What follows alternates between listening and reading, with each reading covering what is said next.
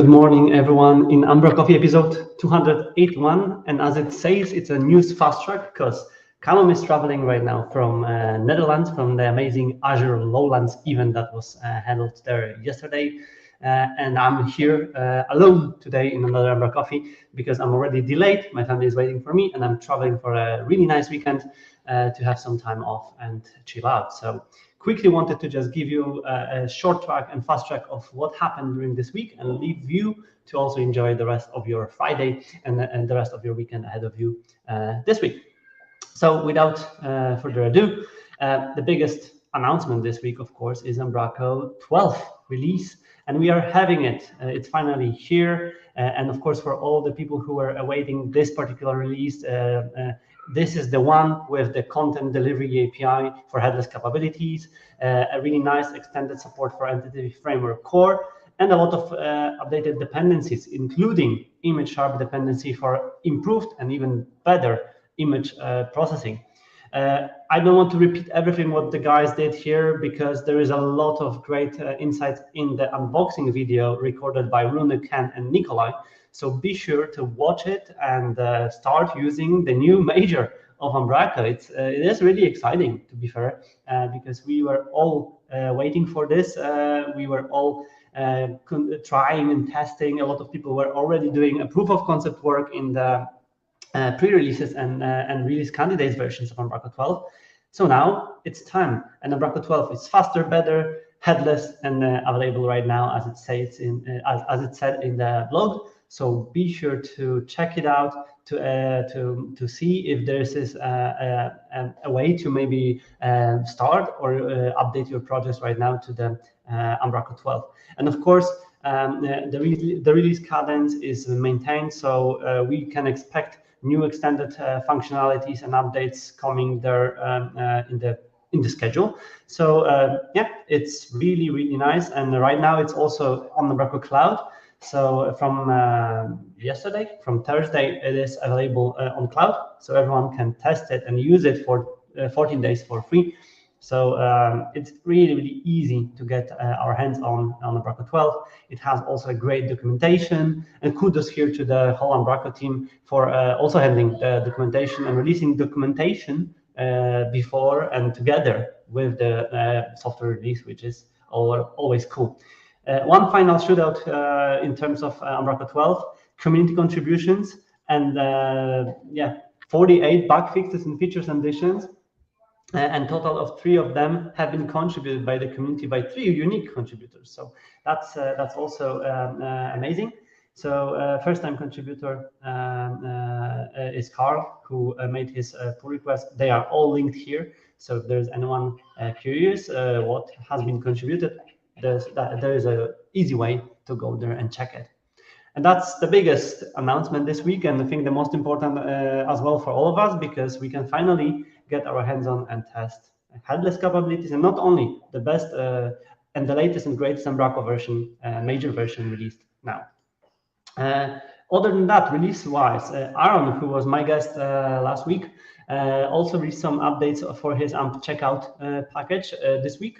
So now we can also select there from existing Stripe shipping rates when adding this into the Checkout. Next up is the same for the tax rates. So Aaron is not stopping and is continuing doing the great work around his package. So if anyone was interested in the package last week, or maybe if you haven't seen this, go there and check the last videos and last week's recording and check out what is Umbraco Checkout. And then check out as well what Aaron has done this week. Quickly to another release, Jeroen released the update for his OpenID Connect package, an example, and now it's upgraded to also support Umbraco 12. So for all the people who are using or plan to use OpenID Connector, it is ready, and it's also ready for V12. So yeah, that's a really good stuff. Other than that, a couple of other releases, one from Javan here regarding Cloudflare image URL generator. There were a couple of discussions on Twitter this week about this. Some people asked about this support for SlimC, which is another Javan's package to optimize image serving for Umbraco, and Javan decided to separate this one from SlimC. but it works well with Slimcy.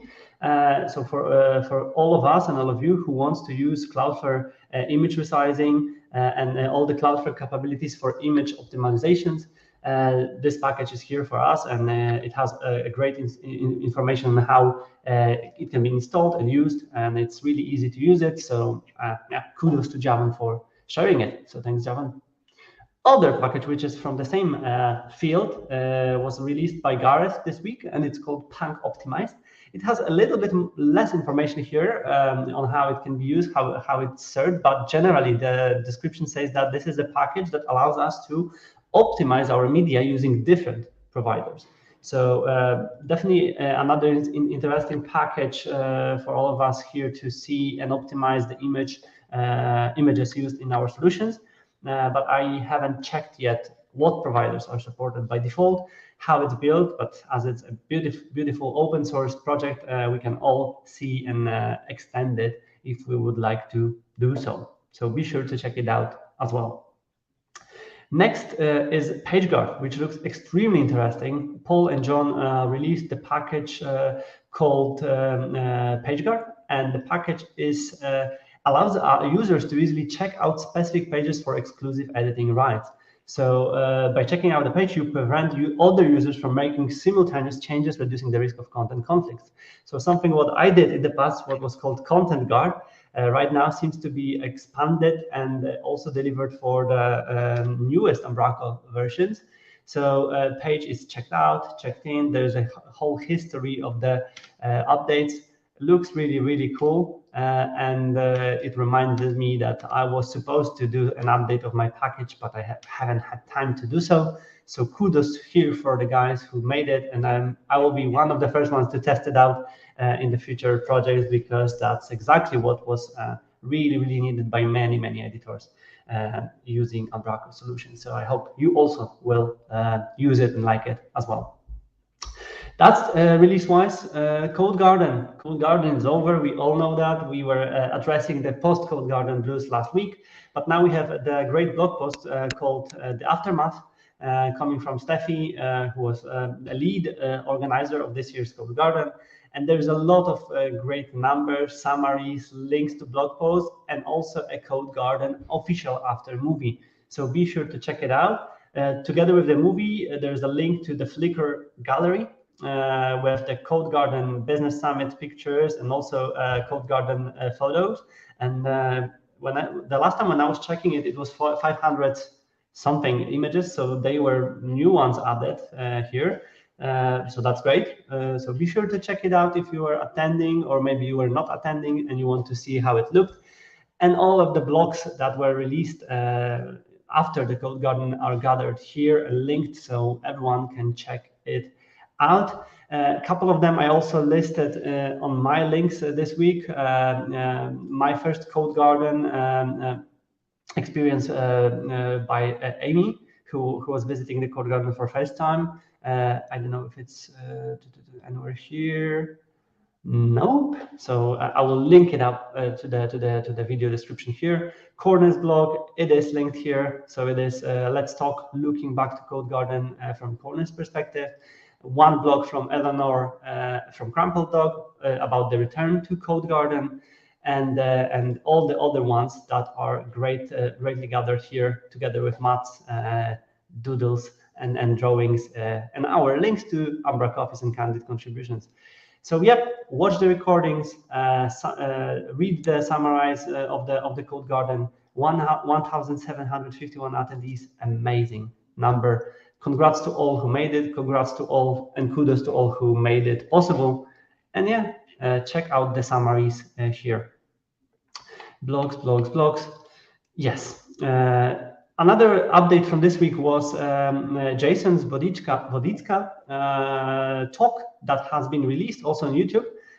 It's one of the talks that were not officially streamed on the online event version, but this one was also recorded. A couple of them were recorded in one of the rooms outside of the main room. And Jason's talk was brilliant. And the brilliant fact is also that his talk was about the brilliance of not being brilliant. And I watched it on the recording because I missed it, unfortunately, on the event. great talk, great performance, great content. Definitely check it out if you are interested in perfection or imperfection around everything what you do. And Paul was one who shared also Jason's quote about the event, and Jason was saying that Code Garden is like an Umbra Tech conference. It's a community of people getting together for something they all care about. Completely agree to that with that. So be sure to watch and support Jason and his talk and content on YouTube, and the link will be somewhere here. A couple events right now to relate to. This week there was on Wednesday there was a Code Garden recap hosted by Emmanuel and Mario in the Melbourne Umbraco Meetup group. Guys, please let us know how it went, and maybe for those who were attending, how the recap arrived to you, and what were your highlights from the event. Shared there. 13 people attended, so pretty cool turnout there for the online and virtual and in-person participation. And this week, not this week, next week, Clarke is hosting and co-hosting the Dutch Meetup, Dutch Umbraco Meetup, which is happening on July 6th. So yeah, hopefully there will be a huge group of people attending this in person, because it's been a while since the last meetup there, and Clarke is more hopefully than happy to host and welcome some of the people out there. This week also there was a new episode release of the Package Manifest podcast hosted by Matt, Kevin, and Lee Kelleher, and that was their recap of the time at Code Garden and their highlights of the event. Haven't listened to it yet. I plan to do it in my today's travel straight after this live stream, so I will probably have more to say about it next week, but I will definitely listen to that, and I highly encourage you to do the same. Couple of the fast info bits on the last section of the episode. Javon, who was mentioned today a couple of times already, had also a pleasure of updating his Google Analytics logic in one of the websites that is done on Umbraco v4. So for all of those who maybe joined Umbraco community a little bit later in the time, this is how Umbraco looked in the version 4 and version 6 as well. Version 7 changed the UI of Umbraco completely. But yeah, it is a good memory and really emotional moment for many of Umbraco developers and people who are doing a lot of development there. But yeah, this is how we did it in the past, and for all those who needs to maybe make some changes in the XSLT and Google Analytics code, this is the time, because Google is rolling it out really quickly, and it's just behind the corner when we will stop maintaining some of the integrations we've done. So be sure to check it out and make also changes also from Umbraco v4. The next update is from Paul CEO. Paul was working on a proof of concept for searching by distance, which is called, of course, the spatial search. And thanks to Aaron and UmpHost, he was able to host his spatial search example, which we can all test out here. So Paul made it, and yeah, that's a great example. And I hope that Paul will be maybe sharing some more data on how he accomplished this. The example is also on GitHub, so we can all check it out, and it's being hosted on the website. So if you maybe want to do anything regarding spatial search, Lucene, examine implementation of it, follow what Paul did here, ensure that you can demo it for your team or your potential customers, and just do it. That's a great example, and thanks, Paul, for sharing it. Two more things. One blog post that was released this week as well about unlocking efficiency with YourSkin framework. And this blog is written by Ryan Peterson, and it's highlighting one of the case studies and success story of implementing YourSkin for EasyPay. So how it helped and how and why it was chosen to be used as a solution supporting Umbraco development for this particular client. So great use case and great case study, and I've been talking with the guys from YourSkin a lot during the Code Garden, and we know that it has its potential and it has its use cases. So be sure to check this one and also share yours if you have any great story about using YourSkin and maybe using other frameworks and starter kits for your projects. And last but not least, Code Cabin team is constantly releasing new materials, and in this week the team was also sharing how to convince maybe ourselves or our bosses in the agencies or teams to attend or send the team members to Code Cabin. There were a lot of great stories from Code Cabin participants, of course from Matt and Lucy, about the value of the event for them. And I'm sure that it is a valuable event, but if you are not sure yet, and maybe your boss is not sure as well, be sure to check it out and send it to him, her, and make sure that it's going to be reviewed and addressed. So that's a fast track. That was really, really fast from my side today. The initial idea of umbraCoffee were to close it in 15 to 30 minutes. And this week is really, really fast because I really, really need to go because my wife and kids are already waiting for me.